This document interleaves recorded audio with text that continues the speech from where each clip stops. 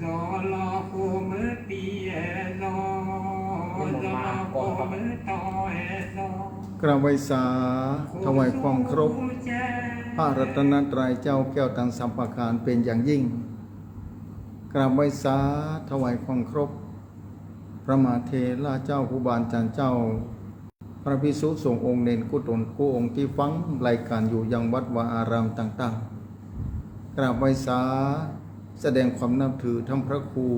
สถิตสารคุณวัดหนองผาขาวและทั้งพระครูกัลยาณประโมทวโมนแก้วที่จะได้มาออกรายการโดยการในค่ำคืนวันนี้และกราบไหว้สาแสดงความนับถือทั้งพระครูอภิวัฒนวิกรมรองเจ้าคณะอำเภอโดยหล่อเจ้าอาวาสวัดปัดตังเจริญผู้อำนวยการสถานีวิทยุคลื่นสีขาวเพื่อชาวประชาเป็นอย่างยิ่งเจริญพรญาติโยมศรัทธาสาธุชนทั้งผู้ฟังที่ติดตามฟังรายการธรรมะจากยอดดอยค่ำคืนวันนี้ดำเนินรายการโดยกระผมธรรมาภาพพระวรรณชัยชยานันโทวัดพุทธศิคีรีตำบลบ้านแปะอำเภอจอมทองจังหวัดเชียงใหม่ชีวิตเป็นของน้อยทุกชราและความตายรุกรานอยู่เงียบๆสาธุชนทั้งผู้ฟังมาปากันแล้ววันนี้ในวันที่2 เดือนพฤศจิกายน 2568 เป็นวันอาทิตย์แรกของเดือนก่อนอื่นใดนั้นต้องขอบคุณเจ้าของสถานีต่างๆเครือข่ายคลื่นสีขาวเพื่อชาวประชาทุกๆสถานีในค่ำคืนวันนี้ที่น้ำรายการนี้ออกอากาศศรัทธาสาธุชนทั้งผู้ฟังที่ติดตามฟังรายการธรรมะยามค่ำคืนราตรีในคืนวันที่2วันนี้หลายพื้นที่หลายสถานีที่อยู่ในวัดในวาได้รับความเมตตาจากเจ้าคณะพระสังฆติการเป็นอย่างดีหลายที่หลายแห่งอย่างวัดพระบาทอุดมเป็นต้นอำเภอฝางจังหวัดเชียงใหม่นั่นของพ่อท่านพระครูสุจิตานุรักษ์เจ้าคณะอำเภอฝางแล้วก็วัดภูพารามหลวงพ่อท่านพระครูมงคลวิสิทธิ์นี่ก็เจ้าคณะอำเภอเมฆแจ่มและก็วัดไฟหินท่านพระครูวิสุวัตรท่านพระครูวิสุวัตรวัดไฟหินเจ้าวัดไฟหินเป็นต้นหลายสถานีอยู่ฉะนั้นต้องขอบคุณในเมตตาธรรมและก็ขอบคุณคณะศรัทธาที่นำรายการนี้นั่นคือเจ้าของสถานีต่างๆในเครือข่ายนี้เป็นประจำทุกวันอาทิตย์2 อาทิตย์แล้วที่ไม่ได้มาพบปะญาติโยมศรัทธาสาธุชนทั้งผู้ฟังหลายคนที่โทรเข้ามาถามทางโทรศัพท์ว่าให้ไปที่ไหนไปทางใดก็มีกิจธุระจำเป็นอย่างยิ่งอาทิตย์ก่อนหน้านั้นตรงกับวันที่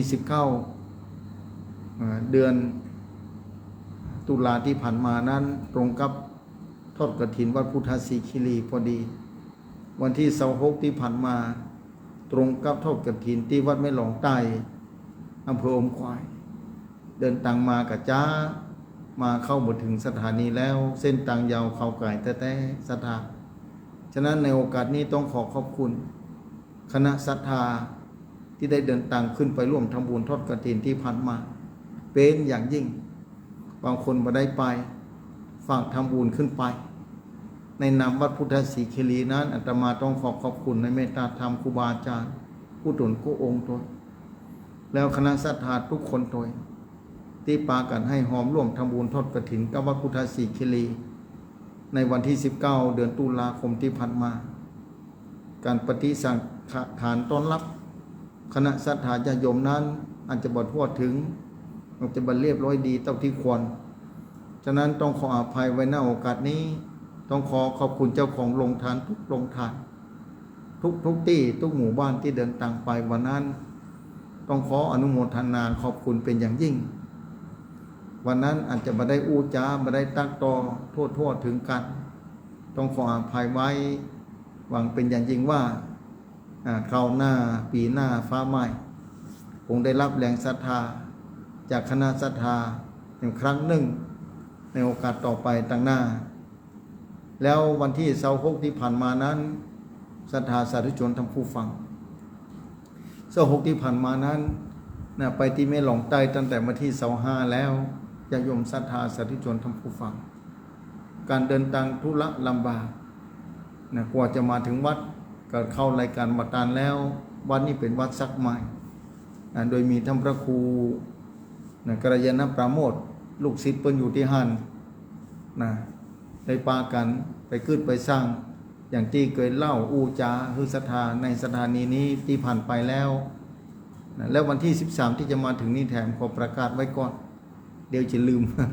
จะมีการทอดผ้าป่าที่วัดม่อนห้วยแก้ววันที่13นะโดยการนำเป็นประธานการทอดนะคือคุณโยมพนิตราพรหมินทร์ในที่อำเภอเมตแตงปุ้น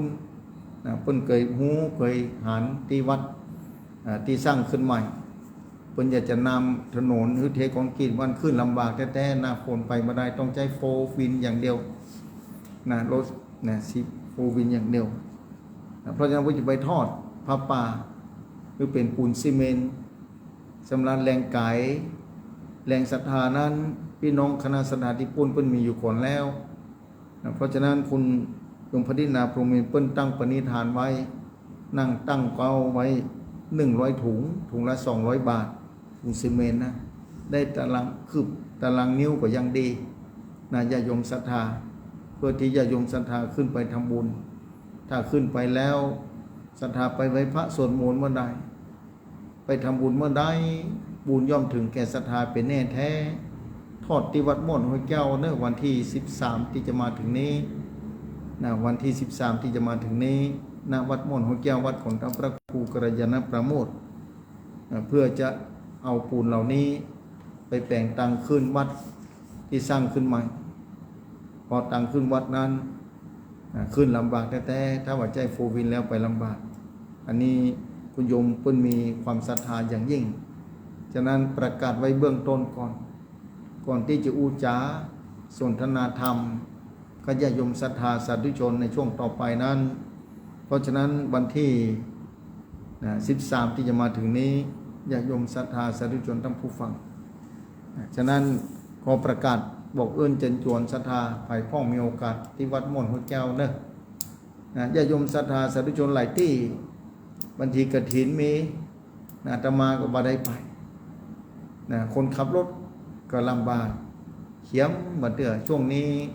บุญเขาบุญดอยก็กำลังเกี่ยวข้าวกันประจวบก็ฝนมาพอดีฤดูฝนยังบ่สุดเชี่ยงเป็นปัจจัยเป็นพายุเป็นร่องมรสุมที่เกิดขึ้นทำให้ฝนตกหนักหลายที่คืนก่อนนั้นที่พุทธศีตกนักน้ำกระนองฤดูนี้ออกพรรษาแล้วแต่ฝนเนี่ยมายุดยั้งเตื้อคงจะมีหลายวันอยู่ศรัทธาก็ต้องเตรียมใจเตรียมใจที่จะต้อนรับความที่บ่เปิงใจนั่นคือฝนฟ้ามานอกเวลาช่วงนี้เป็นจะหน้าเกี่ยวข้าวบนดอยเริ่มเกี่ยวกันแล้วตั้งลุ่มมาเกี่ยวเตื้อฉะนั้นศรัทธาทุกอย่างมันบ่เที่ยงบ่แน่จะยมศรัทธาสาธุชนทั้งผู้ฟังช่วงนี้งานกฐินก็บ่สิ้นสุดเตื้อเทศกาลกฐินจะไปสิ้นสุดในวันที่5เดือนยี่เพ็งพอดีธรรมดาเดือนยี่เพ็งนี้ประเพณีเมืองเหนือลักนาเมื่อ40กว่าปีก่อนเกือบ50ปีก่อนนี้ทั่ววัดทั่ววากูปืนตี้จะมีการเต้นทำหาจ้างหลายวัดหลายว่ายังมีลงเรืออยู่เพราะว่าบางวัดก็มีพระสงฆ์องค์ข้าเจ้าพระสงฆ์องค์เนนหลายตนหลายองค์สมัยตมาเป็นละอ่อนตะกอนเป็นเนน้อยตะกอนก็ต้องได้เต้นทำตลอดได้เต้นทำมหาจ้างถึงหมดนั้นมี13การนั่นคือตั้งแต่การที่1จาติสุดท้ายของพระสัมมาสัมพุทธเจ้าที่เคยมาอู้มาจามาเล่าหุสถาฟังนั่นแหละหลายตนหลายองค์อาจจะเล่าหุสถาฟังเป็นประจำอยู่แล้วจนคณะศรัทธาจำขึ้นใจได้ดีเป็นบุญอย่างยิ่งที่จำขึ้นใจได้ศรัทธาเรื่องประวัติของพระพุทธเจ้าก่อนที่จะมาตรัสรู้สร้างบารมีมาอย่างใดเนี่ยญาติโยมศรัทธาสาธุชนท่านผู้ฟังที่ผ่านมาติดวัดพระทับจอมพอวัดของหลวงปู่ครูบาดอยท่านพระครูปฏิทิน ที่วัดพระธาตุจอมพอท่านพระครูที่วัดพระธาตุจอมพอหลวงปู่ครูบาดอยเอานั้นได้ทำเป็นประจำกู้ปีตั้งใจไว้คนขับรถนี่สถานแต่ละวัดแต่ละวาตอนนี้น่าห่างใจวันนั้นทุกเจ้าโทรมาบอกว่าใครไปท่านอาจารย์มาเดี๋ยวนี้รถมันคนขับบ่มีตีปุ่นเหมือนกันตีวัดวันพุธสถิตที่เปิ้นจัดเขาตีแล้วก็มาได้มีโอกาสได้ไปบางครั้งอยากจะไปงานหลายงานมาเตื้อศรัทธาญาโยมที่เสียชีวิตลงไปเปิ้นมาบอกมาอู้มาจ้าตั้งใจไว้มันเตื้อกับคนขับมาบ่ถึงมาได้ไปสักกรรมหลายรายการถ้าศรัทธาฟังค่ำคืนนี้แล้วขอประกาศไว้ต้องขออาภัยไว้หน้าโอกาสนี้บันเตื้อบางครั้งด้วยการเดินทางเวลาว่างแต่คนขับบ่มีน่าหันใจพระสงฆ์หลายวัดหลายวาหลายวัดหลายวาที่โทรมาอู้จาน่าหันใจเนี่ยแต่เจ้าก็มีงานเหมือนกันแต่เจ้าก็มีงานบันเตื้อคนขับมันก็บอกให้มีบางวัดก็มีประจำยังแควน้อยแล้วแต่เจ้าอินเทอร์เน็ตที่นี่บดีไฟดับที่วัดปัตตังเจริญนี่ตมาเองก็มาได้ออกอากาศทาง Facebook ไลฟ์ภาคเจ้าต้องขออภัยไว้นะที่นี่ตัวศรัทธาว่าภาคเจ้านี่หายไปหลายเจ้าแล้วติดธุระปะเนี่ยทุกอย่างบนแน่สาธุชนทั้งผู้ฟังตอนเจ้านี่ก็ไม่ได้ออกรายการเพราะว่าไฟฟ้าที่สถานีแม่ข่ายที่นี่ดับลงไปพอดีที่วัดพุทธศรีคีรีก็เหมือนกันคลื่นสัญญาณทางบริษัทที่เพิ่นไปจัดตั้งขึ้นบนเขานั้นผู้สื่อสารถ้าจะบอกปกติเท่าใดบอกว่าโทรศัพท์เครื่องไหนทุกเครื่องเวลาอู้เมื่อวันก็ดีวันก็ดีบางวันอู้มาได้ซับต้องหาหลายครั้งเพราะฉะนั้นต้องขออภัยตัวศรัทธาที่โทรเข้าไปบางคนก็ต้องรับฟังศรัทธาต้องรับฟังว่าบางกรรมก็ชัดบางกรรมก็บอกให้ชัดศรัทธาสาธุชนเนี่ยอุปสรรคต่างๆก็เป็นธรรมดาที่อู้กันได้อยู่สื่อสารกันได้ก็เหมือนสมัยก่อนศรัทธาก็จะหูเรื่องส่งข่าวกันต้องใจจดหมายเขียนลงไปในลายลักษณ์อักษรบนแผ่นกระดาษแล้วก็ส่งไปกว่าจะได้รับเกินเดือนพ่องเดือนหนึ่งพ่องพอเดือนตกค้างรอแล้วรอแถมบางคนก็รอจดหมายเพิ่นจะเขียนตอบมาก็เขียนไปแล้วกว่าจะได้รับเป็นเกินเดือนกว่าจะได้รับ1 เดือนพอดีอ่านแล้วดีใจแค่ตัวหนังสือบกี้กรรมก็ตามนี่สมัยก่อนแบบนั้นความเปลี่ยนแปลงถึงขนาดนั้นยุคปัจจุบันกับสมัยก่อนเมื่อ50 ปีก่อนกับปัจจุบันนี้หรือเมื่อ40 ปีก่อนต้องเขียนจดหมายโทรศัพท์ยังบ่มีเท่าภายกับบ่เคยคิดบ่เคยนึกว่าจะอู้กันแต่ละที่มาอู้กันได้ในยุคปัจจุบันนี้อยู่ต่างประเทศยังหันหน้ากันได้พอหน้ากันเดี๋ยวนี้แล้วก็อู้กันได้เป็นเดี๋ยวนี้เนี่ยศรัทธาสาธุชนทั้งผู้ฟังเนี่ยความเจริญรุ่งเรืองของเทคโนโลยียุคปัจจุบันนี้ถ้าศรัทธาอายุ60ขึ้นไปแล้ว40-50ขึ้นไปเนี่ยย่อมเข้าใจเป็นแน่แท้ว่าความเปลี่ยนแปลงแต่ก่อนกับตอนนี้มันต่างกันจะได้พ่องแล้วสุขภาพร่างกายอย่างที่อู้เหมือนกันแต่ละคนนั้นก็เปลี่ยนแปลงไปเรื่อยๆเปลี่ยนแปลงไปเรื่อยๆดวงจิตของศรัทธาเหมือนกันดวงจิตแต่ละดวงของศรัทธานั้นจะต้องขับเคลื่อนท่ามกลางอยู่ในความบาดเตี้ยงในวัฏสงสารนี้ไปเรื่อยๆเหมือนกันบางครั้งทุกข์ใจบางครั้งสบายใจแต่เมื่อใดศรัทธานึกถึงความดีที่ศรัทธาทำบุญที่ศรัทธาเคยสร้างอันนั้นแหละจิตจะเป็นกุศลจิตจะสดชื่นแจ่มใสจิตจะเบิกบานเพราะว่านึกถึงความดีที่ตัวเราได้ทำไว้ศรัทธาสาธุชนทั้งผู้ฟังค ความดีนั้นเป็นบุญกุศลจะอุดหนุนคือศรัทธาอุดหนุนจิตใจศรัทธาเนี่ยแล้วร่างกายศรัทธาเหมือนกันแต่ละคนต่างกันออกไปเมื่อได้บุญนะส่งผลคือศรัทธาเมื่อนั้นนะศรัทธาสาธุชนทั้งผู้ฟังจะมีความสุขทั้งตั้งกายและตั้งใจอุปสรรคใดๆก็เกิดขึ้นน้อยเหลือเกินแต่เมื่อใดนั้นถ้ากรรมที่บดีเคยสั่งสมมาไว้อันยาวนานส่งผลคือศรัทธาในระยะนั้นศรัทธาจะทุกข์ใจศรัทธาจะลำบากใจแถมว่าพอลำบากกายด้วย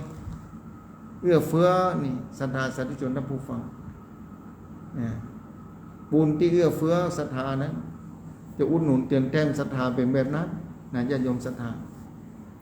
นี่เหมือนกันแต่ละที่เขาฝากไว้ตอนนี้ฝนตกบ้านใดที่อยู่ที่ลุ่มที่ดอนที่ลุ่มที่หิมน้ำต้องระวังตัวนั้นเพราะว่าหน้าตอนนี้วันนั้นไปอ่านเขื่อนภูมิพลเต็มหมดศรัทธาน้ำเนี่ยจะเต็มสแตงเวย์แล้วศรัทธาสาธุชนทั้งผู้ฟังเส้นน้ำแม่น้ำปิงนี่เต็มล้นมาถึงอำเภอฮอดไปในเขตตำบลฮอดพุ่นศรัทธาเกือบจะ100%แล้วฉะนั้นจะยมศรัทธาสาธุชนทั้งผู้ฟังที่แต่ละแห่งถ้าได้ยินนี้ก็ระแวดระวังตัวฝนมาเรื่อยๆมาเรื่อยๆกรมอุตุนิยมบอกไปถึงวันที่9พุ่นแต่บัดแน่มันก็เปลี่ยนแปลงไปได้ฉะนั้นอย่าโยมศรัทธาสาธุชนทั้งผู้ฟังทุกอย่างบัดแน่ถ้าว่าน้ำลงไว้นักๆเนี่ยก็เป็นห่วงในคนใต้เขื่อนพุ้นถ้าว่าน้ำล้นขึ้นมาน้ำนองนักขึ้นนี่โอ้เขื่อนฮับบ่ไหวนะใต้เขื่อนอาจจะเขื่อนจะต้องปล่อยน้ำลงไปอย่างกระทันหันนี่เพราะฉะนั้นทุกอย่างบ่เที่ยงบ่แน่ศรัทธาโลกนี้มันเป็นแบบนี้เลยชีวิตกับบ่เที่ยงอย่างที่ศรัทธาหูมาพบปะกันแต่โลกนี้ระงมด้วยความทุกข์แน่นอนนะบ่เว้นว่างบางทีศรัทธาโทรเข้ามาอูจาเรื่องความทุกข์เป็นส่วนใหญ่ที่โทรเข้ามาทำปัญหานะความสุขนั้นจะมีน้อยมากนะมาอู้มาจ๋าบางคนท่านอาจารย์ตั้งใจฟังจะดีนะวันติดที่ผ่านมานี่ท่านมาเข้าไปที่ไหนผมบอกเดินทางไปทำบุญไปที่ถิ่นธุรกันดารไปที่ลำบากนะที่ไหนก็ตามในโลกนี้ผมว่าที่ใดก็ตามนะจิตใจของผู้คนนั้นล้วนแต่ต้องการบุญกุศลต้องการสถานที่ที่มีสถานที่บำเพ็ญบุญกุศลทั้งนั้นแม้วัดอาจจะเริ่มสร้างใหม่แต่ก็ต้องเดินทางไปพร้อมกับครูบาอาจารย์หลายตนหลายองค์ไปร่วมบุญกุศลด้วยกันนั่นแหละสาธุชนทั้งผู้ฟังเพราะว่าอย่างที่อู้ฟังบุญนั่นไผ่กับบาอิมถ้าคนนั้นรู้ว่าบุญมีจริงถ้าคนนั้นเข้าใจว่าชีวิตนี้บัดเที่ยงจะต้องท่องเที่ยววัฏสงสารนี่อย่ายมศรัทธาและที่เพิ่งที่ดีที่สุดนะคืออัญญาถ้าทุกคนเข้าใจนะทุกคนจะฟังเฝ้าแล้วอันอย่างที่เป็นบุญสร้างขึ้นไปอย่างที่เคยอู้ฟังต่างสถานีนี้หลายครั้งเม็ดเข้าเม็ดเดียวที่ตกลงไปอย่าฮึพลาดเม็ดเข้าเม็ดเดียวที่ตกจากมือตัวเก่าไปอย่าฮึพลาดศรัทธาสาธุชนทั้งผู้ฟังบ่ฮึพลาดจะได้ก็ฮึตั้งจิตอธิษฐานไว้ทันทีเม็ดเข้าที่ตกลงไปแล้วเขาฮึสัตว์ตัวใดตัวหนึ่งมาปะบอกว่ามดบอกว่าแมงตัวใดถ้าเป็นอาหารของเปิ้นได้ขอฮึเปิ้นได้กินขอเปิ้นได้อิ่มท้องศรัทธาสาธุชนนึกเอาสัตว์ทุกชีวิตก็ต้องการอาหารสัตว์ทุกชีวิตที่ท่องเที่ยวอยู่นี้อาศัยด้วยอาหารบอกว่ามนุษย์และสัตว์ในวัฏสงสารนี้การท่องเที่ยววัฏสงสารต้องอิงอาศัยธาตุทั้งสี่ร่างกายของศรัทธาที่นั่งฟังอยู่ตอนนี้นอนฟังอยู่ตอนนี้ร่างกายของศรัทธานี่ประกอบด้วยธาตุสี่นี่แหละแต่ละวันศรัทธาจะต้องกินข้าวแล้ว ถ้าสนากินข้าวบาลามเอาละตอนนั้นร่างกายจะมีปัญหา กินข้าวลามเกินไปกับอิดถ้าบ่เลือกนะร่างกายกระตุกเพราะกินเข้าไปติ๊กอันไหนที่ลามกินเข้าไปติ๊กแต่บางอย่างมันก็มีผลข้างเคียงบางอย่างก็เกิดโทษกับตัวเก่าแต่ลิ้นนี่ต้องการแต่ร่างกายบ่ต้องการแต่เมื่อเราเอาเข้าไปแล้วร่างกายก็เกิดนะความทุกข์ยากลำบากมันเตื้อเป็นเมื่อยเป็นไข้เป็นเมื่อยเป็นไข้เพราะเอาอาหารเข้าไป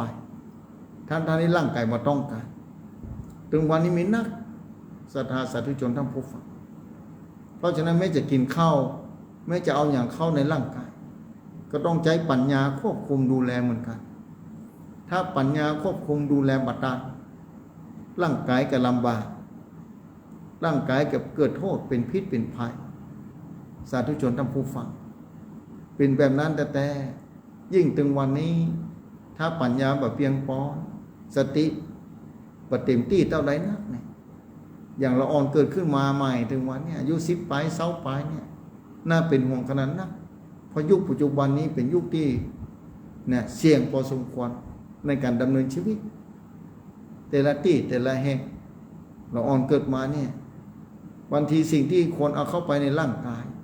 แต่ดันเอาสิ่งที่เป็นโทษเป็นพิษเป็นภัยเข้าในร่างกายลองกึดพอ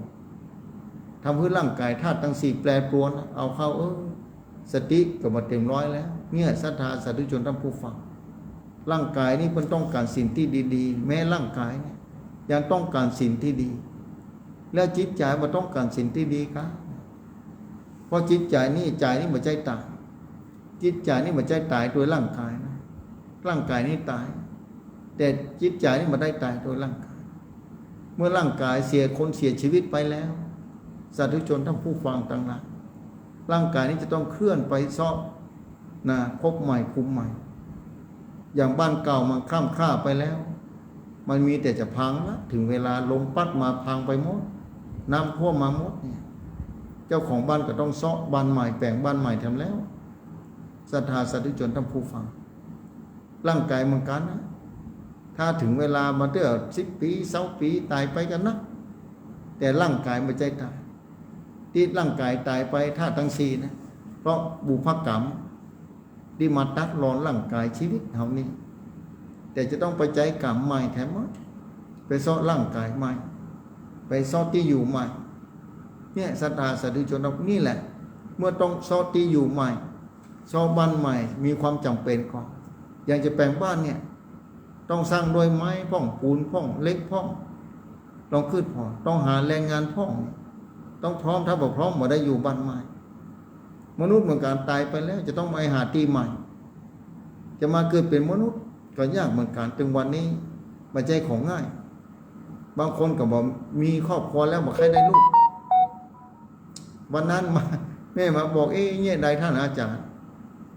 ไปเนี่ยจะได้เปิ้นก็กลัวน่ะถ้ามีลูกกลัวจะมีลูกหรือมั้งบางคนบ่มีลูกเขาได้ลูกบางคนนะบอกใครมีลูกเป็นจะได้บอกโอ้ลูกนี่คนหนึ่งไม่ใช่ธรรมดาท่านอาจารย์ต้องจ่ายเงินหลายแสนเป็นล้านกว่าจะจบปริญญาตรีตั้งแต่เกิดมานี่นะจากท้องแม่มานี่ยังมาเกิดเรื่องตั้งหลายหมื่นแล้วขนาดนั้นศรัทธาสาธุชนท่านผู้ฟังเมื่อ50 ปีก่อนนี่ไม่ใช่แบบนั้นนะมีลูก4 5 6 คนจบแค่ป.4 เอาแล้วนะจบแล้วก็แยกกันได้กับตัวพ่อตัวแม่ทำมาหากินไปแต่ถึงวันนี้มันเปลี่ยนแปลงไปสังคมสิ่งแวดล้อมมันเปลี่ยนแปลงไปทุกคณะสถานยิ่งถึงวันนี้ความปลอดภัยก็เหลือน้อยเกินไปความเมตตาปัจจัยมีกับมีน้อยสถานน่าหันใจคนนะบางคนก็โดนหลอกโดนนี่ไปยิ่งคนถึงวันนี้จิตใจมืดบอดไปทีมืดบอดจะได้ท่านอาจารย์วันนั้นอู้กันเข้ามาอู้ด้วยอู้เพื่อนฟังเนี่ยลงข่าวคราวหันว่าโดนหลอกไปทำงานที่ฮันตินีมาได้เงินสักเก่าโดนหลอกไปมาได้แล้วไปทำงานฟรีเปิ้ลถ้ามาทำงานโดนช็อตไฟฟ้าช็อตว่ะโดนบังคับโอ้ศรัทธาสาธุชนโลกนี้ถึงขนาดนี้แล้วหรือเมตตาธรรมนี่ ลือกให้ไปจากโลกนี้แล้วกันศรัทธาสาธุชนท่านผู้ฟังน่าสงสารขนาดนั้นที่ลงข่าวโซเชียลถึงวันนี้ ทุกคนก็ได้หารถ้ามีหนังสือหนังหาถ้ามีข่าวข่าวจากโทรศัพท์โซเชียลประเด็นเจริญขึ้นมาสามารถหูข่าวตันเหตุต่างๆศรัทธาสาธุชนท่านผู้ฟังเนี่ยอวัยวะร่างกายนี่มนุษย์ขายร่างกายกันนะขโมยร่างกายซึ่งกันและกันอันยังจะปานนั้นนะยิ่งกว่าสัตว์เดรัจฉานแล้วสาธุชนท่านผู้ฟังนี่เราอ่อนหายไปในวันนั้นลงเขาหายจ้อยไปเลยโดนยับไปเมื่อใดบอกพ่อแม่ก็อีกบ่ตันพ่อบ่ตันเมืองสิครับหายไปเสร็จแล้วไปแจ้งกับไปหากับบอกป้าศรัทธาสาธุชนต้องระแวดระวังไปกู้ดังทรัพย์สมบัติเข้าของบ่ปอมนุษย์เนี่ยขโมยมนุษย์ไปกล้าไปขายมนุษย์ด้วยกันโอ้ศรัทธาโลกนี้ถึงป่านนั้นเลยคุณธรรมศีลธรรมอยู่ที่ไหนจ๊ะเพราะฉะนั้นเนี่ยเลยอยากจะฝากไปหลายครั้งหลายคราเนี่ยเสียงนี้ก็บอกเสียงนี้ฝากไปยังผู้ที่รับผิดชอบการควบคุมดูแลสังคมมนุษย์ว่าตั้งแต่ละอ่อนเกิดขึ้นมานั้นป้อนข้อมูลเป็นบุญเป็นกุศลเป็นศีลเป็นธรรมแก่ละอ่อนเกิดขึ้นมาแต่ว่ามีศีลมีธรรมใจชีวิตคงกล้าจะทำร้ายร่างกายเก่าๆโดยบ่ฮู้สึกตัวใจปัญญาการดูแลร่างกายมีความจำเป็นอย่างยิ่งอย่าไปเอาสิ่งบดีเข้าในร่างกายนะจงมีหน้าที่ที่ดีที่สุดต่อตัวเก่าและผู้อื่นต่อสังคมและประเทศชาติเนี่ยศรัทธาสาธุชนท่านผู้ฟังข่าวแล้วน่าสลดใจศรัทธาที่มีลูกมีหลานก็ต้องบอกกันตัวเน้อต้องระแวดระวังฝากไว้บ่ได้วันนั้นห่างข่าวและศรัทธาน่าสลดใจแท้ๆน่าสลดใจอย่างยิ่งเพราะว่าอันยังตอนนี้ยุคปัจจุบันกึ่งพุทธกาลอย่างพุทธเจ้าทำนายไว้แต่ในสุวินิมิตของพระเจ้าประสิทธิโกศลใน16ประการเกิดขึ้นกู้ยากทุกประการนอกจากคนมีบุญวาสนาเท่านั้นที่จะอยู่รอดปลอดภัยไปได้ถ้าบุญวาสนาแบบเพียงพอเนี่ยแม้จะได้มานับถือพระพุทธศาสนาก็บ่มีโอกาสแม้จะได้มาไหว้พระรัตนตรัยโอกาสก็น้อยเกินไปบ่มีวาสนาแล้วจะยมศรัทธาสาธุชนท่านผู้ฟังยิ่งเวลาหมดไปบ่มีโอกาสชีวิตก็จะหมดไปได้หันกับภาคกาสวพัฒน์อันนี้เปิ้นห่มมันยังเส้นผมเปิ้นก็เอาออกตลอดบ่ตันยาวสักกรรมนี่เปิ้นบ่ฮู้จักว่าพระสงฆ์องค์เจ้านะบางทีก็น้อยอกมองใจข่าวต่างๆเกิดขึ้นมาแทบจะบ่ได้นับถือพระพุทธศาสนาคือนับถือพระธรรมคำสอนขององค์พระสัมมาสัมพุทธะศึกษาแต่ค้นคว้าแต่ถ้าศรัทธาเข้าใจแล้วศรัทธาจะมีความสุขเกิดขึ้นบ่เต้าอ้านศรัทธาจะมีความมั่นคงในพระรัตนตรัยเพราะธรรมะไม่ได้อยู่ที่ตู้เจ้าพระสงฆ์บ่เจ้าธรรมะขององค์พระสัมมาสัมพุทธเจ้าที่ค้นพบนะศรัทธาสาธุชนท่านผู้ฟังแต่ค้นพบพระพุทธเจ้าค้นพบบนร่างกายของมนุษย์นี่แหละร่างกายของพระองค์ค้นพบสัจธรรมของพระสัมมาสัมพุทธเจ้าค้นพบแล้วพิจารณาแล้วค้นพบสัจธรรมความเป็นจริงบนเรือนร่างเพราะฉะนั้นร่างกายทุกคนมีธรรมะอยู่ในร่างกายศรัทธาทุกคนนั่นแหละถ้าศรัทธาเข้าใจถ้าศรัทธาเข้าถึงเข้าใจว่าธรรมะในร่างกายของศรัทธามันเป็นจะได้พ้องแล้วศรัทธาจะรู้ว่าคุณค่าของพระพุทธศาสนาคุณค่าของพระรัตนตรัยคุณค่าที่พระพุทธเจ้าค้นพบความจริงเนี่ยศรัทธาจะบ่ยอมสวะบ่ยอมสวะมือแน่นอนจะพนมมือไว้แม้เราไปบ่ถึงเส้นชัยเตื้อแต่เราจะอยู่เส้นต่างกันพ้นทุกข์พุทธศาสนานี้ต้องการคือพ้นทุกข์ต้องการพ้นทุกข์เกิดมาเนี่ยเราสร้างบุญกุศลเนี่ยเราต้องการมีความสุขแต่ความสุขที่เราได้เนี่ยมันชั่วคราวแต่ บางคนว่ามีทรัพย์นักอย่างที่เคยอู้นะขอเป็นเศรษฐีความสุขก็มีแล้วท่านอาจารย์แต่เศรษฐีกินยาตายฆ่าตัวเก่าตายก็มีนั่นคือความทุกข์เกิดขึ้นไงเพราะฉะนั้นนะไม่เฮาจะมาถึงเส้นชัยเตื้อพยายามศึกษาค้นคว้าวันละน้อยก็ได้นะมาพอลมหายใจถ้าเรามาพิจารณาลมถ้ามันบ่มีแล้วเนี่ยร่างกายจะเป็นจะได้แค่ง่ายๆวันนั้นโยมถามลองหัดการหายใจพอจะได้จะหู้ดีฮะวันนั้นคือบอกการหายใจการลมหายใจเนี่ยมันต้องหายใจจะได้ก่อนมันเป็นไปมาได้สักถ้าจะทุรนทุรายขนาดนั้นคืนนี้ก็เหมือนกันสักเนี่ยลมหายใจมีความจำเป็นขนาดนั้นถ้าลมออกหมดไปก่อนเนี่ยร่างกายเฮาก็เริ่มเย็นลงละไฟก็หมดไปทุกเมื่อไฟมันมอดลงไปในร่างกายเรือน้ำกับดินท่านนะก็ค่อยสลายไปแต่ดวงจิตนี่มาได้สลายสักทีจิตของมนุษย์นี่มาใจสลายนะมันจะต้องไปแล้วสอตีใหม่แล้วนะสอบภพภูมิใหม่แล้วสอตีใหม่นะญาติโยมศรัทธานี่แหละมีความจำเป็นญาติโยมศรัทธาสาธุชนทั้งผู้ฟังมีความจำเป็นแท้ๆหลายคนที่เข้าใจหลายคนที่รู้แล้วเข้ามาปฏิบัติธรรมหลายคนไปนั่งสมาธิท่านอาจารย์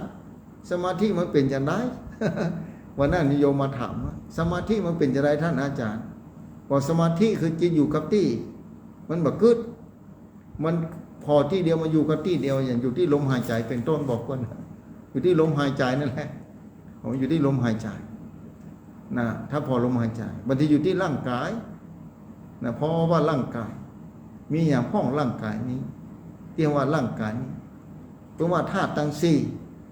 ถ้าว่าธาตุทั้งสี่แล้วมีอย่างพ้องมีอาการ32เนี่ยศรัทธาพอไ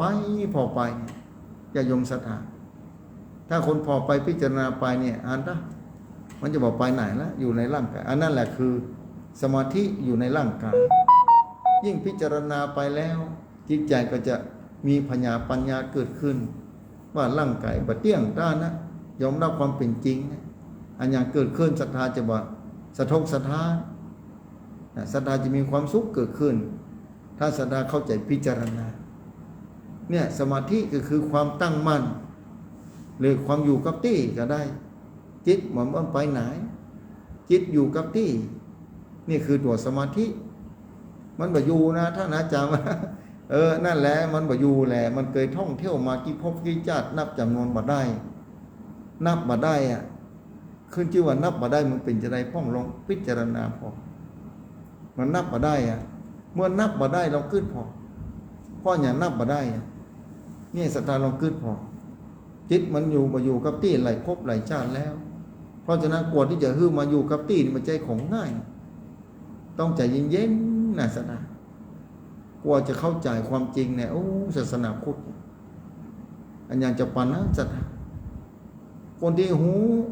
คนที่เข้าใจคนที่เชื่อคนที่เข้าใจความเป็นจริงเนี่ยศรัทธาสาธุชนทั้งผู้ฟังแม้โลกนี้จะเป็นจะใดก็ตามคนจะชั่วไปหมดก็ตามแต่เพิ่นจะบ่ยอมชั่วคนจะบ่ดีจะวันใดแต่เพิ่นจะพยายามรักษาตามศีลภาวนาของเพิ่นให้มั่นคงอย่างการทำบุญก็ตามรักษาศีลก็ดีนะภาวนาก็ตามเอื้อโดยการทนานศรัทธาเป็นอย่างอันแต่บางครั้งศรัทธามาบอกว่าบันเตื้อบางปีก็ดีท่านอาจารย์บางปีจะมาทุกแต่ทุกว่าบางปีดูเหมือนจะดีเพิ่นบอกม่วนสบายใจบางปีทุกข์ใจทำแล้วอันนั้นแหละมันบ่เที่ยงนะถ้าศรัทธาเข้าใจมันบ่อยู่กับที่นะถ้าศรัทธาเข้าใจนะร่างกายนี่ก็ยังเปลี่ยนแปลงอยู่เมื่อเป็นละอ่อนตะกอนกับปัจจุบันนี้ต่างกันขนาดไหนแล้วจะมันอยู่กับที่อย่างนั้นแต่เมื่อเราเข้าใจความจริงแบบนี้แม้ร่างกายมันจะเปลี่ยนแปลงความทุกข์จะเกิดขึ้น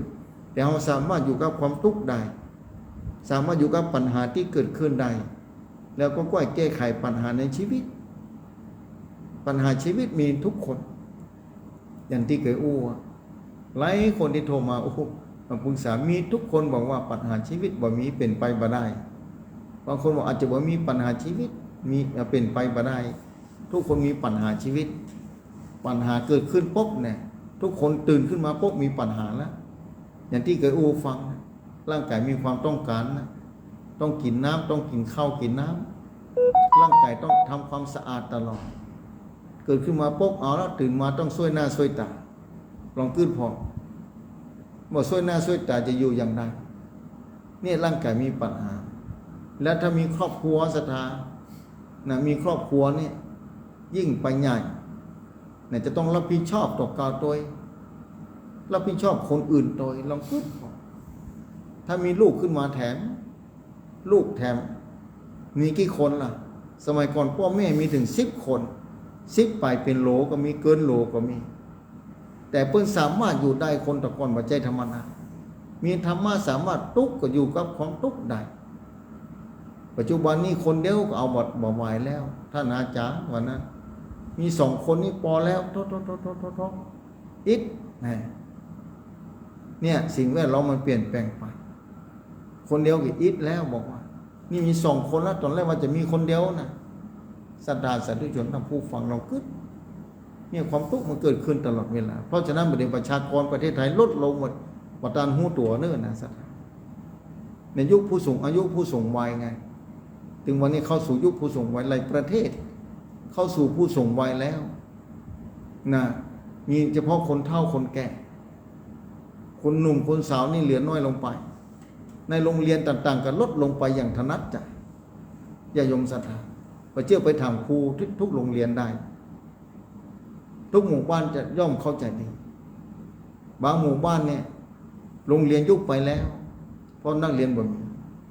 บางคนก็อ่านว่าไปเรียนที่เลิศขึ้นไปเรียนที่สูงขึ้นไปบ่ใช่ยุบไปเป็นโรงเรียนบางตำบลยุบไปเป็นเหลือมี10 กว่าโรงเรียนแบบนี้เหลือโรงเรียนเดียวก็มี2 โรงเรียนก็มีสาธุชนท่านผู้ฟังเนี่ยความเปลี่ยนแปลงขนาดไหนศรัทธาจะถนนหนทางก็เจริญรุ่งเรืองแต่ถึงวันนี้หลายที่หลายแห่งวันที่กำลังพัฒนาขึ้นมาวันที่เคยเป็นถนนลูกรังแต่หาประปาแล้ววันที่เปลี่ยนแปลงไปหมดแล้วนี่ความเปลี่ยนแปลงของสิ่งแวดล้อมนะความเปลี่ยนแปลงสิ่งแวดล้อมทุกอย่างมันเปลี่ยนแปลงไปตินะถนนเส้นต่างๆไปเจียงไฮ้ก็เหมือนกันวันนั้นโอ้เปลี่ยนแปลงไปหมดเนี่ยไปเนี่ยอำเภอเจียงของนี่แต่ก่อน4 เลนแบบมีจากอำเภอเมืองนี่ไปเดี๋ยวมุ่งไปเข้าไปเจียงของพุ่นแล้วเนี่ยคณะศรัทธาสาธุชนทำผู้ฟังหลายพื้นที่ที่มีการเปลี่ยนแปลงตลอดเวลาภาษาอย่างว่าร่างกายจะไปเปลี่ยนแปลงเล่าภายพ่องอายุตอนนี้50-60 ปีภายพ่อง70-80 ปีศรัทธาสาธุชนย่อมบอกปฏิเสธเป็นแน่แท้ถ้ามีปัญญาเพียงพอว่าร่างกายนี้แม่นเปลี่ยนแปลงตลอดเวลาอย่างบ่หยุดยั้งจะอยู่ได้กี่ปีบ่ฮู้ท่านอาจารย์นี่จะอยู่ได้กี่ปีบ่ฮู้ท่านอาจารย์ต้องขึ้นพอเพราะอย่างเพราะความเปลี่ยนแปลงนั่นแหละเพราะฉะนั้นดูแลให้ดีที่สุดเท่าที่จะดีได้ฝากศรัทธาไว้อย่ายมศรัทธาไว้เพราะอย่างที่ดีที่สุดถ้าทำวันนั้นมีโยมมาทำกับบุญนั่นแหละบุญนี่เป็นสิ่งที่ดีที่สุดนะบุญเป็นสิ่งที่ดีบ่คือเสียเวลามาเตื้อเอาปลูกต้นไม้ไว้มันจะออกเมื่อใดก็ตามแต่เมื่อปลูกไปแล้วนะถ้ามันอย่างลงในดินแล้วสักวันหนึ่งหน่วยถึงออกมาได้นักก็ได้น้อยนะคนละหมากรากไม้ที่ศรัทธาปลูกไว้อย่ายมศรัทธาปลูกไว้วันหนึ่งจะต้องออกหน่วยเป็นแน่แท้แม้มาได้ปลูกหญ้าเม็ดต้นไม้มันลงไปเม็ดไหนดีลงไปในดินดินดีเนี่ยถ้ามันแตงลงไปออกแล้วนะต้นไม้ทุกชนิดเนี่ยอย่ายมศรัทธาสาธุชนท่านผู้ฟังมีหน่วยทุกชนิดนั่นแหละแต่จะจ้าจะเวยกระสุดแท้แต่นะสุดแท้แต่ต้นไม้ชนิดนั้นบางต้นมันก็ออกเวยบางต้นมันก็ออกจ้าออกล่าไปว่าเจ้าของจะได้กินนี่จ้านี่บุญเหมือนกันถ้าทำถูกที่ถูกตังครบบริบูรณ์เนี่ยดินก็ดีสมมุติว่าเชื่อมันก็ดีเนี่ยสมมุติว่าศรัทธาสาธุชนท่านผู้ฟัง นะน้ำท่าดีนี่อากาศดีบรรยากาศดีพื้นที่ปอเหมาะศรัทธาสาธุชนผลไม้ชนิดนั้นอยู่ในสถานที่พอเหมาะพอดีเพื่อว่าปฏิรูปปฏิสวัสสะนะต้นไม้นั้นเกิดในที่เหมาะสมพอดีพอดี ความพอดีนี่แหละต้นไม้ก็ย่อมจะเป็นงอกงานขึ้นมาได้งอกงามมนุษย์เหมือนกันนะถ้าเกิดในสถานที่ดีสิ่งแวดล้อมดีนะเพราะว่าบุญอุดหนุนเตือนแต้มมามีปัญญาเกิดขึ้นมาแล้วเข้าใจการดำเนินชีวิตอย่างถูกต้องและดีงามบุญกันฮือตานไหลพบไหลจ้าฮือตานมาดีมาจากนี้ปัญญาต้องอ่านบอกปอต้องมีบุญหนุนตัวทำมาหากินอันใดก็จับอันใดก็เป็นเงินเป็นคำศรัทธานะเป็นเงินเป็นคำบอกปอใช้ชีวิตอย่างเหมาะสมที่สุดต้องที่จะเหมาะสมได้นะความสุขย่อมเกิดขึ้นท่ามกลางดำเนินชีวิตการเป็นมนุษย์ในโลกนี้เดี๋ยวเมื่อใดเล่านะถ้าเกิดในสถานที่บ่ถูกบ่เปิ้งบ่กวนนะสถานที่นะบ่ปอบ่เหมาะเนี่ยสิ่งแวดล้อมก็บ่ดีเนี่ยเกิดในสถานที่บ่ถูกที่คนชั่วนักนะเกิดในคนชั่วนักแบบนี้เนี่ยเกิดมาปราศัยคนที่บ่ดีนักความทุกข์ก็เกิดขึ้นนักแต่เมื่อใดนะเกิดในสถานที่พอเหมาะพอดีคนดีมีนักคนชั่วมีน้อยความสุขย่อมเกิดขึ้นนี่คือว่าสิ่งแวดล้อมซึ่งกันและกันเหมือนเดียวกันต้นไม้ถ้าปลูกไปในสถานที่ดีออกดอกออกหน่วยเป็นแน่แท้จะจ้าหรือเวยตะวันศรัทธาสร้างสมบุญคุณความดีไว้อย่างทำบุญสูงตันที่ไหนก็ตามอย่างบอกไปตะกี้ถ้าศรัทธาเข้าใจคนที่มีปัญญาเม็ดข้าวตกลงไปเม็ดเดียวนั่นก็เป็นบุญกุศลได้นะปรารถนาไว้ตั้งจิตปรารถนาไว้เม็ดข้าวตกลงไปเม็ดหนึ่งลงบนดินแล้วแน่นอนศรัทธาบ่เก็บมากินเป็นแน่แท้แต่เป็นบุญอย่างที่บอกไปว่าปรารถนาคือมดคือแมนได้กินเนี่ยเม็ดเดียวก็ได้บุญแล้วแล้วประสานอย่างก็ศรัทธาฮื้อเข้าฮื้อของทำบุญส่งตานให้แก่มนุษย์โดยการทำบุญส่งตานให้แก่คนที่มีศีลมีธรรมนะมีศีลห้าเป็นต้นเพิ่นมีศีลมีธรรมนี่ทำบุญให้แก่นักบวชที่มีศีลมีธรรมปฏิบัติธรรมระดับขึ้นไปสูงขึ้นไปตามลำดับนี่ญาติโยมศรัทธาสาธุชนท่านผู้ฟังมันก็เป็นลำดับขึ้นไปเหมือนเดียวกันศรัทธาสาธุชนที่ทำความดีความชั่วถ้าทำบ่ดีก็เหมือนกันกรรมก็ย่อมส่งผลมาคือเป็นแน่แท้ญาติโยมศรัทธาจะส่งจ้าส่งเวยกับสุดแท้แต่บางคนมาจากนี้ทำดีขนาดบ่ได้ดีท่านอาจารย์ทำมาตลอดตั้งแต่เกิดมานี่สร้างความดีแต่ผลร้ายมาฮื้อตลอดก็บอกว่าบางทีหลายภพหลายชาติคือสั่งสมมาไอ้ที่ทำชาตินี้บางทีบ่ได้มันบ่ออกหน่วยเตื้อเอากำลังปลูกต้นไม้ใหม่ยังบ่ออกหน่วยเตื้อนะต้องรอก่อนแต่หน่วยที่บดีเนี่ยที่เคยปลูกให้หลายชาติแล้วบอกส่งผลคือชาตินี้เพราะฉะนั้นอดทนไปก่อนนะพยายามอดทนไปก่อนบอกคนพยายามอดทนไปก่อนอย่ายมศรัทธาเนี่ยอดทนนี่แหละขันติคือความอดทนสุรจักคือความเสงี่ยมนี่แหละเป็นสิ่งที่ดีมากๆบ่ท้อบ่ถอยในการทำความดีถ้าเรารู้จักบ่ทำแล้วความดีที่ทำมาแล้วบ่มีผลเนี่ยถ้าหลงตังนี่แหมลำบากเหลือเกินลำบากเหลือเก่าไหลเต้าศรัทธาเพราะฉะนั้นต้องอดทนในการทำความดีแท้ๆอย่าโยมศรัทธาอดทนตอนนะวันหนึ่งจะต้องมาชาตินี้กับชาติหน้าพ่อจะต้องมาเกิดแห่งบอกตะกี้แล้วไม่ใช่ครับว่าตายแล้วร่างกายเสียหายแล้วมันพังทลายแล้วเนี่ยแต่จิตนี่มันบ่พังนะมันจะต้องได้รับกรรมต่อไปแทนไปหาที่อยู่ใหม่แถมแล้วนี่ศรัทธาสาธุชนท่านผู้ฟังเพราะฉะนั้นจะไปประมาทในชีวิตนี้แต่พระพุทธศาสนาสอนเรื่องกรรมเรื่องเวรสอนเรื่องดีเรื่องชั่วสอนแนวทางคือพ้นทุกข์ต่างพ้นทุกข์นี่มีความจำเป็นสำคัญอย่างยิ่งเพราะฉะนั้นเนี่ยพยายามศึกษาค้นคว้าแต่วันนั้นมาถามท่านอาจารย์ผมชาตินี้จะรวยอยู่วะ มาถามวันนั้นฮะแล้วท่านอาจารย์ วันนี้จะรวยอยู่ว่าเนี่ยผมนี่ขอบอกนะไปหูอยู่ไหนบอกจะรวยบ่รวยอยู่ที่ตัวเก่านะแล้วแต่บุญกุศลด้วยนะต้องมีบุญด้วยกันต้องมีบุญกับคนมีบุญเคยทำบุญมาไว้ดอกคนรวยสร้างบุญมาหลายชาติแล้วเนาะถ้าบุญบ่หนุนเนี่ยบางคนจะขยันเนี่ยอุอากาสะหัวใจเศรษฐีอย่างที่ไปท่องกันมากับแม่นถูกเหมือนกันนะถูกเต็มที่เหมือนกันนะแต่ถ้าบุญเก่าบ่เพียงพอเนี่ยบางคนขยันก็จะต้องใช้ปัญญาเนี่ยศรัทธาขยันหมั่นเพียรเนี่ยเพียรพยายามเนี่ยขยันหาทรัพย์เนี่ยอุอากาสะอุทานาสัมปทานเนี่ยขยันหาทรัพย์นี่เราขึ้นพอศรัทธาซ่อหาทรัพย์สมบัติมาเนี่ยถ้าปัญญาบ่มีเนี่ยได้เงินเดือนมาแล้วได้เงินจากการค้าการขายมาแล้วได้เงินจากปลูกพักปลูกไม้สวนครัวมาแล้วแต่ถ้าปัญญาบ่มีเนี่ยไปมั่วใบยมุกก็ดีไปคบจมูกบ่ดีเราขึ้นพอมันจะอยู่ได้วะเนี่ยศรัทธาสาธุชนทั้งผู้ฟังถ้าขยันได้ทรัพย์มาเนี่ยต้องเข้าใจรักษา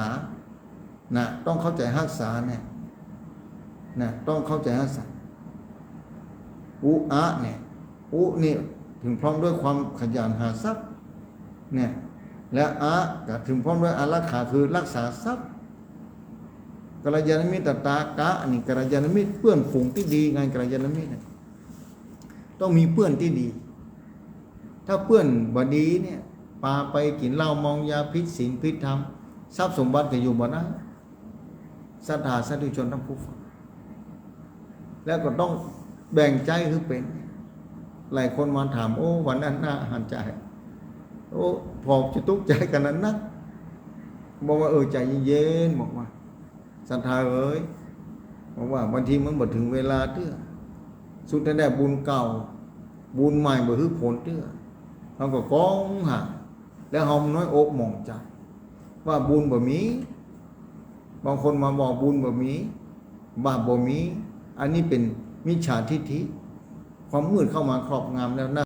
สงสารขนาดนั้นอย่าโยมสาธุชนทั้งผู้ฟังเลยหลายผู้หลายคนนะมีความทุกข์มาสนก็ดีเหมือนกันมาอู้มาจ่าสนทนาธรรมดีนะก็อธิบายให้เพิ่นฟังบางคนก็ม่วนใจไปบางคนก็ยังบ่กระจ่างแจ้งเตื้อบ่ใจธรรมดาสักคำชีวิตนะเลยอู้จ่าอย่าโยมศรัทธาเนาะบางทีก็ต้องประกาศข่าวสารงานบุญเนี่ยศรัทธาหลายที่บางคนเมื่อใดเนี่ยแต่ว่าส่วนมากงานบุญนี่อาตมาบอกใครหูแต่ใดมาเนี่ยข่าวคราวเนี่ยที่วัดอย่างก็ท่านพระครูเดือนจะทำท่านพระครูสถิตวัดหนองยาวที่เชียงรายนะท่านอาจารย์ท่านพระครูอย่างก็ท่านมหาทรงชาติที่วัดหนองยาวนะบนไดท่านพระครูใหม่นะอันนี้กับเพิ่นจะลองกัดตั้งตัวจะลองวัดวาตัวในวันที่ใดกับอาตมายังบอกหูแน่ชัดดีเด้อหลวงพ่อได้จะทำท่านพระครูเพิ่นประกาศให้ด้วยนะดูเหมือนท่านพระครูจะได้ขึ้นไปนะอันนี้ตีนี้อันนี้คือบุญกุศลทั้งนั้นเพิ่นเข้าใจเทศธรรมนะธรรมทีนี้เพิ่นเทศฟังเสียงม่วนนะหลายที่หลายแห่งมีงานบุญกุศลบ่เตื้อบ่ได้ประกาศ2อาทิตย์ที่บ่ได้เข้ามาเลยอุจจาญาโยมศรัทธาฟังเพราะฉะนั้นฝากศรัทธาไว้นะพยายามสร้างความดีไว้นั้นนะทำความดีไว้หลายๆชีวิตนี้ก็บ่ใจเสียหายนะทำไปเถอะ15 พฤศจิกายนที่จะมาถึงนี้วันที่15สัปดาห์ที่จะมาถึงนี้ที่เชียงรายพุ่นเด้อวัดหนองยาวเด้อสัปดาห์นี่งานบุญกุศลนะกฐินนี่มาเตื้อกับบ่าหูข่าวเสียงที่พุทธมณฑลแหมเมื่อกี้วันนี้ที่พุทธมณฑลนี่อำเภอดอยหล่อนี่นะพุทธมณฑลจังหวัดเชียงใหม่ก็จะมีกฐินเหมือนกันนะวันที่ใดก็เจอันพุทธมณฑลเนี่ยวันที่3มันพุกนี่กันเนาะนี่3วันที่4นี่นะที่พุทธมณฑลนะวันที่3มันพุกนี่วันที่3นะเจริญพรเรียนเจริญเนื่องศรัทธาสร้างสถานที่ของพุทธสถานพุทธมณฑลประกอบพิธีกรรมตามพระพุทธศาสนามีสถานที่ปฏิบัติธรรมโดยมีหลายอย่างสังเวชขอไปอากาศเย็นสังเวชนีสถาน4สังเวนะศรัทธานะประสูติตรัสรู้ปรินิพพานเพิ่นจำลองมาไว้นะศรัทธาบางคนเข้าไปหันแล้วตอนนี้ยังบ่ลุล่วงไปด้วยดีเด้อจะทอดกฐินอยู่บ่มีพระจำพรรษาที่หัน เพราะฉะนั้นภายพ่อมีโอกาสก็เจริญพรเรียนเจริญนะไปร่วมบุญกุศลด้วยกันทอดกฐินที่พุทธมณฑลอำเภอดอยหล่อพุทธมณฑลประจำจังหวัดเชียงใหม่ประกาศข่าวสารงานบุญให้สัตว์สาธุชนทั้งหลายได้รับฟังบางคนมีโอกาสได้ฟังแล้วก็อยู่ที่บ้านได้บุญเหมือนกันอนุโมทนาบุญนี่จะไปประมาทอนุโมทนาบ่อยๆได้บุญหลายครั้งหลายคราเก็บคะแนนไปเรื่อยๆเก็บคะแนนไปเรื่อยๆศรัทธาสาธุชนนำผู้ฟังหูข่าวมาได้ดีใจกับเปิ้ลหูข่าวมาได้สาธุกับเปิ้ลหูข่าวมาได้ชื่นอกบานใจทำจิตใจเบิกบานสาธุข้าสาธุท่านนะอันนี้ส่งก็ได้แล้วบางทีเจ้าของเปิ้ลหัวใจหูเปิ้ลไปทำบุญห้องหารเปิ้ลนะเป็นได้สาธุนี่ก็บุญกุศลอย่างยิ่งสาธุชนทั้งผู้ฟังบุญหัวใจเกิดขึ้นจะต้องลงทุนกุอย่างบางคนว่าโอ้ท่านอาจารย์ช่วงนี้เศรษฐกิจบดีจะไปทำบุญก็ลำบากเพราะเราฟังข่าวอย่างเดียวบอกว่าทำได้มันจะบุญจะเกิดว่าท่านอาจารย์เกิดอยู่เกิดในแนวต่างได้บุญกิริยามนุษย์10 ประการบุญเกิดจากปัตตานุโมทนาใหม่บุญเกิดจากการอนุโมทนาไหว้สาอยู่ที่บ้านหูข่าวเพิ่นไปทำบุญที่ไหนเพื่อสร้างความดีอย่างใดควรอนุโมทนาอย่างใดอยู่ที่บ้านยกมือไหว้สาหาในโทรทัศน์ก็ดีหาในมือโทรศัพท์ก็ดีหูข่าวทางโทรศัพท์ก็ดีบนเตื้อบ่มีโอกาสได้ไปเพราะฉะนั้นฝากศรัทธาไว้นะฝากศรัทธาไว้นะเพื่ออนุโมทนา เพื่ออนุโมทนาศรัทธาสาธุชนทั้งผู้ฟังแค่อนุโมทนาเท่านั้นสั่งสมลงไปอย่างน้ำลงมาทีละหยดเนี่ยเปรียบเสมือนน้ำตกลงมาในภาชนะทีละหยดทีละหยดบางทีถังมันใหญ่กระถางน้ำคุก็ดีคุถังเนี่ยบางทีภาชนะมันใหญ่แต่มันตกลงไปทีละหยดทีละหยดมีโอกาสเต็มได้เหมือนกันด้วยการอนุโมทนาบุญอันเปิ้ลทำบุญแล้วขอสาธุอนุโมทนาดีใจกับเปิ้ลม่วนอกม่วนใจชื่นอกบานใจกับเปิ้ลอันนี้อนุโมทนาบุญไงได้เหมือนกันนะแม้จะยศเดียวจะไปพลาดเข้าสารเม็ดเดียวเข้าติดเม็ดเดียวที่ลงไปก็จะไปพลาดนะตั้งอันนี้อธิษฐานไว้อย่างเบาตะกี้ปณิธานอธิษฐานไว้เม็ดเข้าตกลงไปแล้วก็หือมดได้กินแมงได้นี่เหมือนกันอ่านเปิ้นไปทำบุญที่ไหนสร้างความดีอย่างนั้นอย่าละเลยเด็ดขาดทำจิตใจเบิกบานอนุโมทนาทันทีเหมือนน้ำตกลงไปในตุ่มในโอ่งในภาชนะสาธุชนทั้งผู้ฟังเพราะจะไปละเด็ดขาดเดี๋ยวโอกาสจะพลาดไปถ้าตายจากโลกนี้แล้วบ่มีโอกาสได้อนุโมทนาเป็นแน่แท้เพราะฉะนั้นอย่าพลาดโอกาสแม้แต่ข้าวสารเม็ดเดียวแม้แต่น้ำหยดเดียวอย่าไปพลาดสาธุชนทั้งผู้ฟังอย่าพลาดเด็ดขาดแม้เราไม่ได้ไปขอทำจิตใจเบิกบานอนุโมทนาอันนี้ถ้าคนฉลาดเข้าใจหูต้องปัตตาโมทนาบุญทันทีน้ำในตุ่มที่เต็มแล้วในองค์ที่เต็มแล้วมันถ้าหัวลงไปทีละหยดวันละหยด2 หยดเนี่ยทีละหยดทีละหยดมีโอกาสแห้งเหือดแห้งได้เหมือนกันถึงวันนี้เราเกิดมาเป็นมนุษย์เราใจบุญเก่านะสัทธาใจบุญเก่าที่เคยสั่งสมมาหลายภพหลายชาติแล้วแต่ถ้ามาทำต่อนี่บุญกับมดได้เหมือนกัน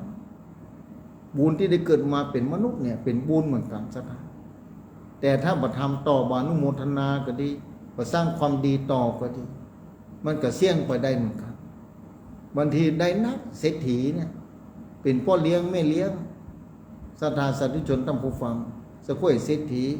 เงินแสนล้านหมื่นล้านแสนล้านขึ้นพอถ้าละจากโลกนี้ไปแล้วเงินหมื่นเงินแสนเงินล้านจะไปตกอยู่ที่ภายเจ้าของบ่ฮู้แล้วร่างกายสลายไปแล้วสะสมวัดเหล่านั้นกลายเป็น ธาตุทั้งสี่กลายเป็นเม็ดหินเม็ดทรายกลายเป็นกระดาษธรรมดาไปเสียคือแก่คนอื่นทำแล้ว และแต่คนมีบุญจะได้พบได้ปะแต่เจ้าของนั้นถ้าบัทำประโยชน์อย่างเต็มที่ก็บอกมีโอกาสแล้วศรัทธาสาธุชนท่านผู้ฟังแม้ศรัทธาจะบอกมีอย่างที่บอกไปตะกี้ว่าเวลากินข้าวตึงวันสักเม็ดข้าวสักเม็ดหนึ่งน่าจะติดอยู่ที่บนจานอยู่เนาะ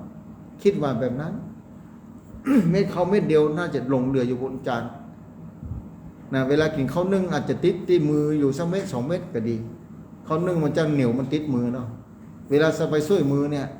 อย่าละเลยกันสัก2-3 เม็ดข้าวไปล้างมือแล้วปรารถนาเลยล้างมือตอนนี้เม็ดข้าวติดมือช่วยลงไปให้มันลงไปในน้ำก็ดีนะมดแมงคงได้กี่เนี่ยแค่อันนะบุญก็เกิดขึ้นเหมือนกันน้ำหยดลงไปทีละหยดอย่างที่บอกตะกี้สาธุชนท่านผู้ฟังเพราะฉะนั้นอย่าละเลยเด็ดขาดเมื่อลมหายใจยังมีอยู่ความหวังที่จะทำความดีได้เต็มที่หมอน้ำผู้ป่วยติดเตียนโทรมาอยู่ที่บ้านนั่นแหละโยมเฮ้ยบอกพ่ออยู่ที่บ้านนั่นแหละได้ยินเปิ้นประกาศข่าวเขาได้ยินเนี่ยลูกหลานมาอู้กันก็ตามคนอื่นอู้กันฟังทางโทรศัพท์นี่มันง่ายบอกเปิ้นประกาศเฮามาได้ไปแหละแต่เฮาอนุโมทนานั่นแหละได้บุญเหมือนกันนะปัจจัยว่าจะอยู่ที่นี่ยังได้บุญนะแม่ศรัทธาบ่สบายอยู่ที่บ้านได้บุญเหมือนกันขณะที่บ่สบายอยู่โรงพยาบาลเนี่ยจะได้บุญจะได้ท่านอาจารย์วันนั้นบ่ได้จะได้แล้วก็ผมบ่สบายอยู่ที่โรงพยาบาลน่ะนั่นแหละอยู่ที่โรงพยาบาลน่ะได้ฟังโทรศัพท์เอาถ้าฟังได้อยู่ได้บุญเหมือนกันนี่ศรัทธาสาธุชนทั้งผู้ฟังบุญนี้มันง่ายแท้ๆนะอย่าไปนึกว่าต้องลงทุนเป็นหมื่นเป็นแสนถ้าบ่มีแท้ๆน่ะได้เหมือนกันนั่นน่ะได้ศรัทธาเพราะฉะนั้นโอกาสนี้เวลาใกล้จะถึงแล้วจะเข้าสู่อุจจาภาษาธรรมนะท่านพระครูบ่ได้มาท่านพระครูกัลยาณปราโมทย์คงบ่ได้มาในค่ำคืนวันนี้นะเป็นรายงานมาแล้วรายงานต่อคือแก่ท่านพระครูสถิตสระคุณที่ผ่านมาตะกี้อาจจะติดธุระปะปังที่ใดที่หนึ่งฉะนั้นก็ขอประกาศศรัทธาสาธุชนในโอกาสนี้จะเข้าสู่รายการอุจจาภาษาธรรมก็จะนิมนต์ไว้สาราธนาท่านพระครูสถิตสระคุณวัดหนองผาขาวพบปะญาโยมศรัทธาสาธุชนในโอกาสนี้กราบไหว้สาครับผมขอนอบน้อมแด่พระรัตนตรัยพระแก้วเจ้าทั้ง3 ประการมีพระพุทธเจ้าพระธรรมเจ้าพระสังฆเจ้าไว้เนื้อกระหม่อมจอมเกล้า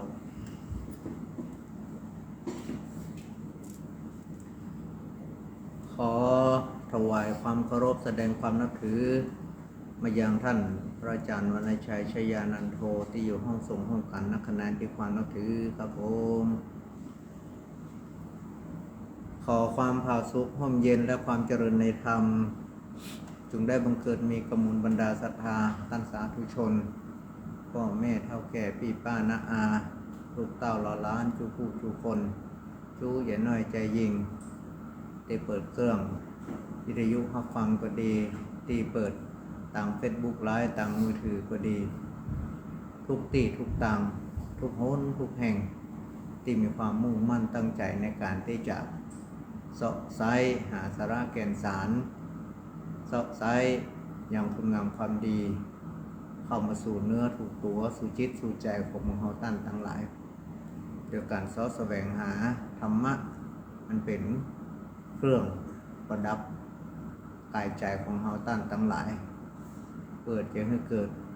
ความดีงามเกิดความสุขสงบไปในกายวาจาใจของเฮาให้เกิดให้มีให้เป็นโดยอาศัยรายการธรรมะจากครูบาอาจารย์ต่างๆเป็นสื่อกลางในการที่จะนำเอาความรู้ความเข้าใจหลักธรรมคำสอนทางพุทธศาสนาเข้าสู่จิตสู่ใจของท่านทั้งหลาย